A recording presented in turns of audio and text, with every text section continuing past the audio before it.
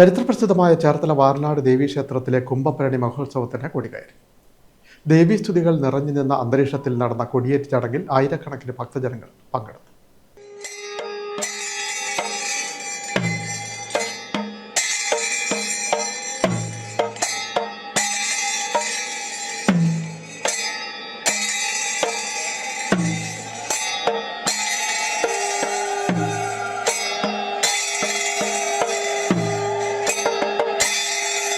വാരനാട് ദേവീക്ഷേത്രത്തിലെ കുംഭഭരണി ഉത്സവത്തിന് തുടക്കമായി.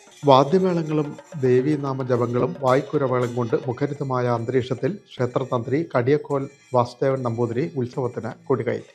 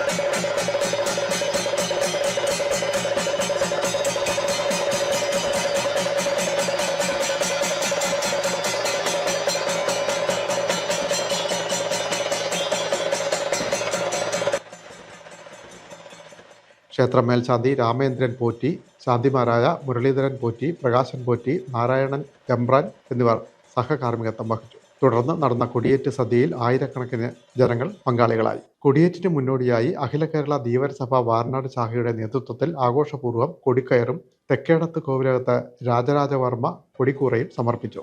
Devaswom president professor K N Surendranatha Varma, secretary Velliyakulam Parameswaran, vice പ്രസിഡന്റുമാരായ K N Udayavarma, N Venugopal, ഖജാൻജി പി എൻ നടരാജൻ, മറ്റ് ഭാരവാഹികളായ P Anilkumar, T Sajeevlal, P Aniyappan, G Suresh Babu, K S Srinivas എന്നിവർ നേതൃത്വം നൽകി. കുംഭഭരണി ദിവസമായ ഫെബ്രുവരി 23-ന് ഉത്സവം സമാപിക്കും. ദിവസേന പകൽ 1-ന് പ്രസാദമൂട്ടും ഉണ്ടാകും.